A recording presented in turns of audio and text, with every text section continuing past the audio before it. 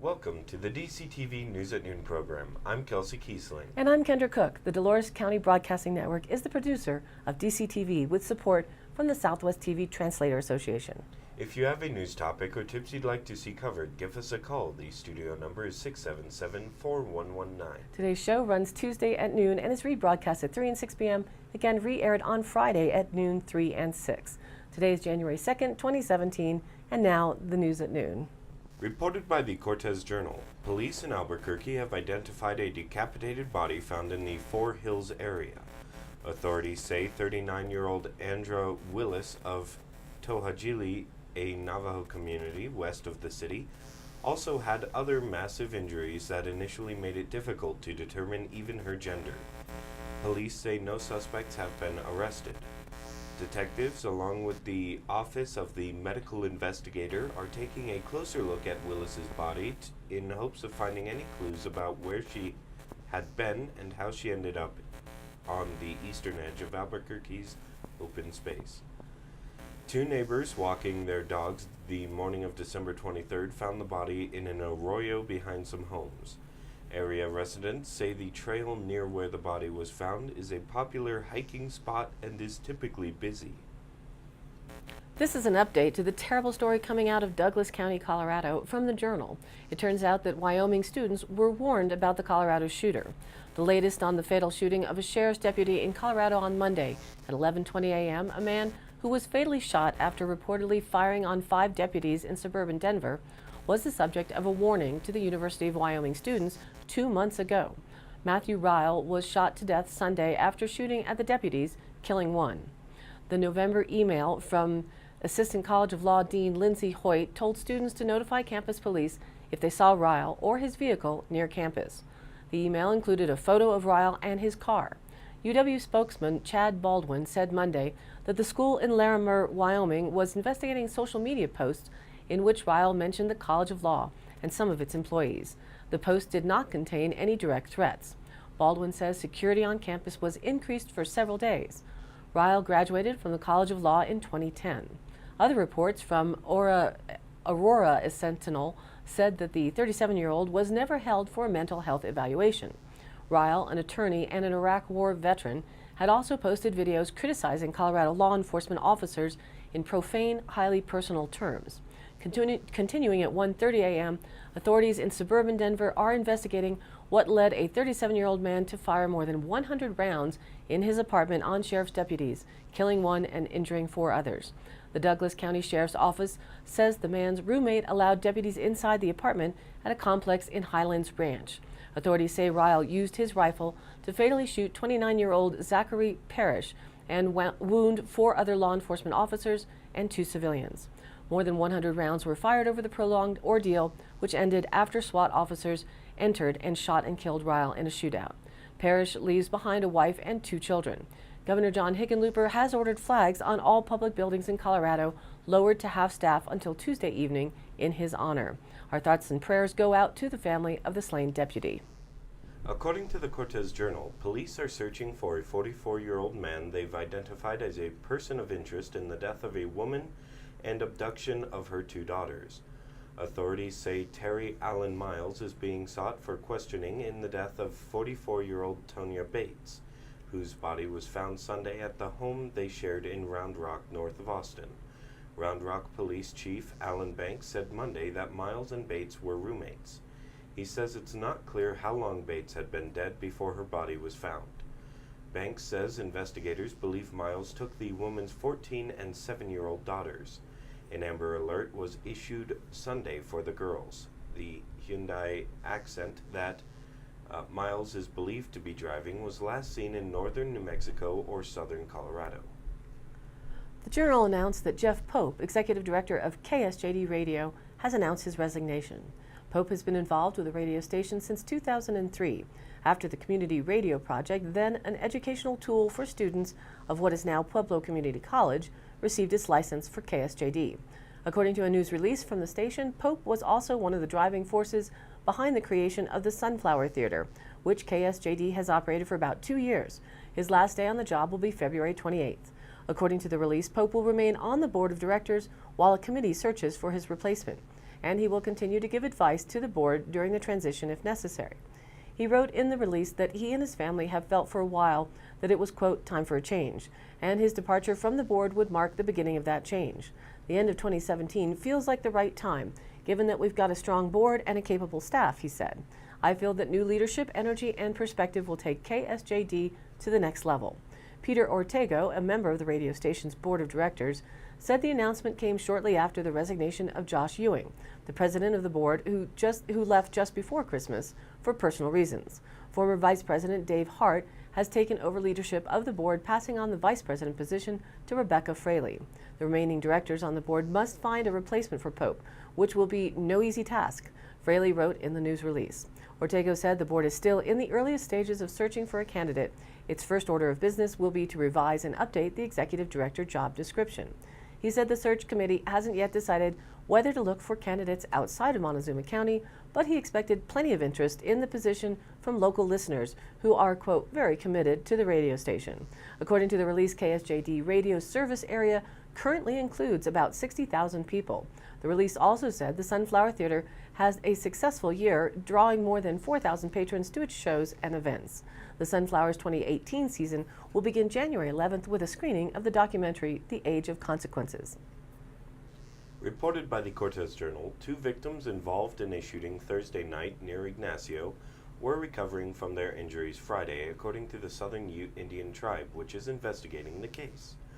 The tribe refused to identify the victims or name a suspect. The tribe also declined to disclose details of the event, including a possible motive.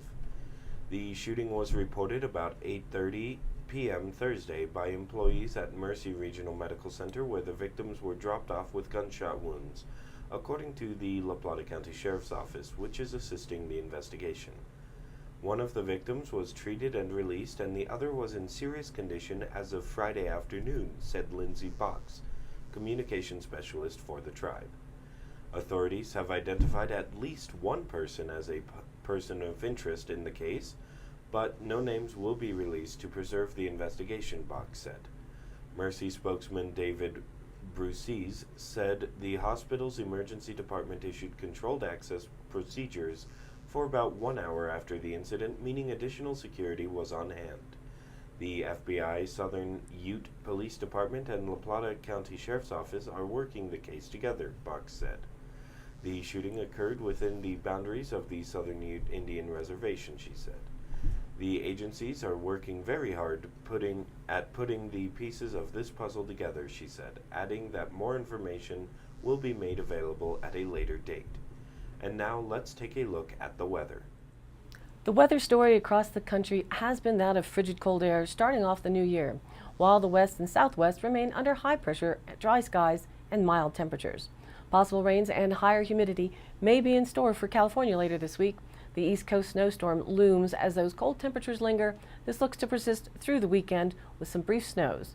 Temperatures will still sit well below the average normal, though warming up a bit during the week. The next big event is setting up for Wednesday with a possible wintry mix all along the I-95 corridor, with snow potential difficult travel being made as the southeast isn't equipped to deal with significant snowfall. The blast of cold air is set to reach down to Florida at the end of the week. That snowstorm will move up towards New England Thursday, but is yet determined whether a nor'easter will rotate it back inland or if it will move off the coast. Regionally, the Divide Mountains continuing to act as an effective barrier to the bitter cold air to the east. However, expect a slight cool down today, but a more noticeable sunrise on Wednesday. Very dry air and a clear night should allow temperatures to plunge, with the Yampa and Upper Gunnison basins dropping well below zero, as well as some of the higher mountains valleys. High-level moisture slowly returns on Wednesday. None of this moisture will result in precipitation for us, as it remains well above mountaintop level. Thursday, the beginnings of a possible pattern will change along the west coast, as it should bring some clouds. The big change will come with the strong Pacific pattern that is projected to move into the Great Basin Saturday morning. Saturday afternoon, clouds and precipitation may be covering eastern Utah and western Colorado. Temperatures drop to, as they call it, climatological norms, or our average expectations for this time of year. The local 5-day DCTV outlook shows today sunny with a high near 49, north winds 10 to 15 miles an hour with gusts as high as 25. Tonight, mostly clear with a low around 16, north winds 5 to 10. Wednesday, mostly sunny with a high near 45, east winds around 5 miles an hour, becoming southwest in the afternoon. Wednesday night, partly cloudy with a low around 22, east-southeast winds around 5. Thursday, mostly sunny with a high near 49, east winds 5 miles an hour, becoming west in the afternoon. Thursday night, partly cloudy with a low around 24. Friday, mostly sunny with a high near 50. Friday night, partly cloudy with a low around 26. Saturday, a slight chance of snow showers after 11 a.m., mixing with rain after 4 p.m. Partly sunny with a high near 48 degrees. Saturday night, a slight chance of rain and snow showers continues before 11 p.m., and then a slight chance of snow showers. Mostly cloudy with a low down around 24. Sunday, it becomes mostly sunny with a high near 44, and Sunday night partly cloudy with a low around 23. And now, back to the news. According to the Cortez Journal, new teal-painted buses sporting the Bustang logo travelers may have seen on Interstates 25 and 70 will be coming to Durango as Roadrunner Stage Lines formally joins the Bustang network, which is slated for July 1st. New, smaller, and more modern 38-passenger buses will replace the 55-passenger behemoths currently used by Roadrunner, and they are expected to arrive in Durango on April 1st, said Michael Timlin, bus operations manager with the Colorado Department of Transportation. The buses will be labeled Bustang Outrider. Outrider service will be Bustang's extension to rural areas of the state outside the I-25 and I-70 corridors. The stops on the Roadrunner line to Grand Junction will remain the same under the conversion to Bustang, said Peter Tregelis, Programs Director with the Southern Ute Community Action Programs, which operates Roadrunner. Roadrunner stops in Mancos, Cortez, Dolores, Rico, Telluride, Placerville, Ridgeway, Montrose, and Delta before its final destination, Grand Junction. Besides being more fuel efficient, the 35-foot buses will have Wi-Fi services, plug-ins for laptops, a restroom, bicycle racks, wheelchair accessibility, and undercarriage storage, Timlin said. He cautioned about the spotty Wi-Fi service through the San Juan Mountains, though. The Journal reported on the local Habitat for Humanity office in our region. Habitat for Humanity of Montezuma County ended 2017 by renovating a fixer-upper that was purchased by a family in need. And Habitat will jumpstart 2018 with its first new home construction project on a lot in Sedona Estates off 12th Street in Cortez. 12 lots in the subdivision are being donated to Habitat, said Executive Director Molly Greenlee. The donor prefers to remain anonymous. Construction is scheduled for March and we are taking applications, she said. Habitat offers affordable homes for qualified low-income families who invest sweat equity into renovation or building of a new home. Families pay a monthly mortgage payment, but with 0% interest, no down payment is required. It is a great deal, and their mortgage payments are more affordable than renting, Greenlee said. With no interest, payments are usually $500 to $600 per month. Since 2013, they have renovated and sold 4 homes in the $100,000 to $125,000 range. Every adult of a family approved for a Habitat home must kick in 200 hours of sweat equity, either working on their new home or volunteering in some other way for the organization. Habitat also has a small home repair program called A Brush with Kindness. Volunteers visit qualified families or individuals whose homes need basic repairs or upgrades, such as door or windows, exterior work, or yard cleanup. We could use more applicants for our home repair program, Greenlee said. It keeps our volunteers busy throughout the year. Habitat's thrift shop, called the Restore, takes in donated furniture and home supplies as part of the organization's fundraising. They are looking to hire a new manager for the store to replace Lynn Anderson, who's retiring. Low-income families in need of housing are encouraged to apply for the new Habitat home being built this spring. Greenlee said Habitat has less stringent credit qualifications than a traditional mortgage.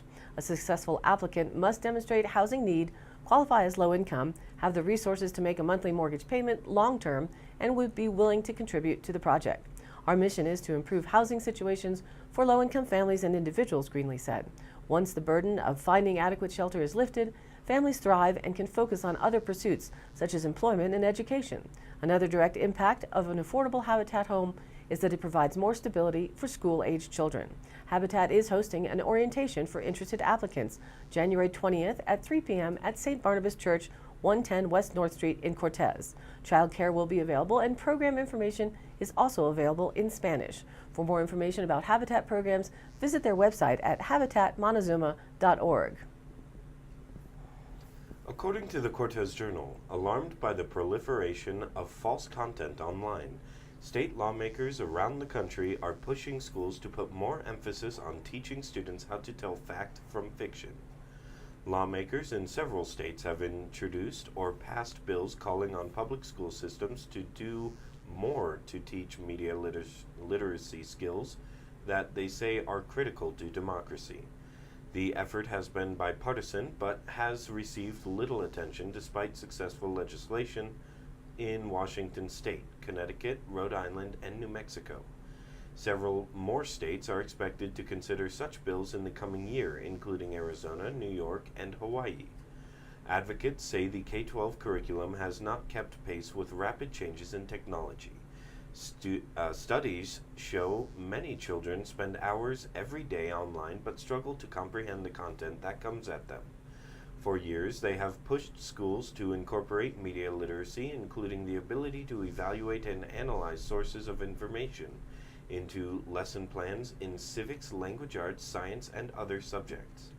Their efforts started getting traction after the 2016 presidential election, which highlighted how even many adults can be fooled by false and misleading content peddled by agenda-driven domestic and foreign sources. A study published last year by Stanford University researchers also brought the issue into focus. It warned that students from middle school to college were easily duped and ill-equipped to use reason with online information. The researchers warned that democracy is threatened by the ease at which disinformation about civic issues is allowed to spread and flourish. In June, Connecticut Governor Dannel Malloy signed a bill establishing an advisory council to develop recommendations that will include instructing students on evaluating what they see and read online. In case you believe the raise in the minimum wage didn't affect you directly, January 1st marked the first day of the increase to $10.20 per hour and will increase yearly until it reaches $12 per hour. Reported on by the Colorado Public Radio News Desk, there are some unfortunate consequences for nonprofits. Colorado's minimum wage went up by 90 cents on New Year's Day, lifting the state's base hourly pay rate to $10.20. This is the second year in a row with a higher minimum wage, the result of 2016's voter-approved Amendment 70. Two more increases are expected in 2019 and again 2020 until the minimum wage reaches $12 an hour. That's a boost for workers, but it puts some nonprofit agencies like Community Options, based in Montrose, in a bind. Paying their workers more is straining their budget. The organization serves people with developmental disabilities and is funded through Medicaid. It is not keeping up with what now it has to pay its employees. We're rapidly depleting our fund balance, which we have built up over 45 years, said Tom Turner, the executive director of Community Options. And we're also making a lot of programmatic changes. We've closed one of our group homes. We've closed some other residential settings to try and deal with this. The first minimum wage increase cost Community Options about $120,000. Turner said the organization spent 2017 trying to handle the expense and that it's going to be harder in the new year. They haven't had to cut staff yet, though, because they are already so bare-bones staff to begin with. First of all, there are a number of requirements in terms of staffing ratios in our facilities, etc., and we're pretty much at the bare minimum of that to begin with. So to start cutting back on staff who are taking care of people with significant disabilities, number one, morally, we certainly don't want to do that, and from a regulatory standpoint, we don't have the ability to do it. There are 20 agencies like Community Options around the state, and we're all kind of in the same boat.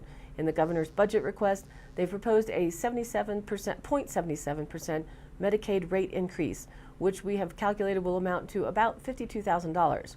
So that certainly doesn't come anywhere close to covering the amounts that we're looking at, he said. We do not have a local mill levy. We are considering the possibility of running one, so this would be us having to mount a campaign to see if local property owners would be willing to increase their property taxes. But I think, as you know, anything relative to tax increases is not an easy sell, and particularly not an easy sell in a very conservative areas of our southwestern Colorado. We are looking at other ways to increase revenue, but don't have those answers yet. Tomorrow, we'll take a look at how the new minimum wage is affecting the restaurant business as they pass on expense increases and cause a divide between the front and the back of the house. And now for the Dolores County Sheriff's Roundup for the week of December 25th through the 31st.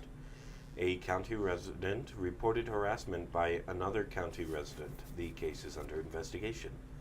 Colorado State Patrol requested agency assistance with a car versus deer south of Duff Creek. An officer responded to a resident's report of theft of personal property. A town resident reported 2 small dogs mauled by an unknown animal, and for the concern over child and small person safety, they wanted to notify the sheriff's office. A county resident reported concern over electronics waste at the high school. Colorado Parks and Wildlife notified the sheriff's office that elevation flights were being performed to prepare for elk chasing. That concludes today's roundup. Stay tuned for continued updates. Today's High Canyon Country happenings, Friday, January 5th from 7:30 to 10:30 p.m. is the Friday Night Magic: The Gathering. Standard Edition Card Play Interactive Game is hosted by Rocky Mountain One Stop in Cortez. It's a $5 entry fee. For more details, visit their Facebook page or call 970-565-3795. January 5th is the Ska Brewery Ska Face Barley Wine Release Party at 5 p.m. at their location in Durango. It's an English-style barley wine aged in Peach Street, Colorado Straight bourbon barrels for 2 years. Also January 5th through the 7th is the Wolf Creek Level 1 Silverton Avalanche School in Silverton. Tickets are available through avyschool.com, or for more details on the class, call them at 970-903-7039. All of the happenings are posted on our DCTV News at Noon Facebook page, along with the YouTube replays, weather, and original stories and local posts. To share your event or information, contact us. Email is dcbnnews@gmail.com or call the station 970-677-4119 and we'll be sure to get your news on air. Thanks for tuning in. News at Noon airs at noon Monday through Wednesday and then is rebroadcast at 3 and 6 p.m. and again re-aired Thursday, Friday, and Saturday in the same order at noon, 3, and 6. And be sure to check us out on Facebook. It's DCTV News at Noon. Please like us there and share it with a friend. For Kendra Cook with DCTV and the News at Noon program out of Duff Creek, USA, I'm Kelsey Kiesling. Thanks for watching.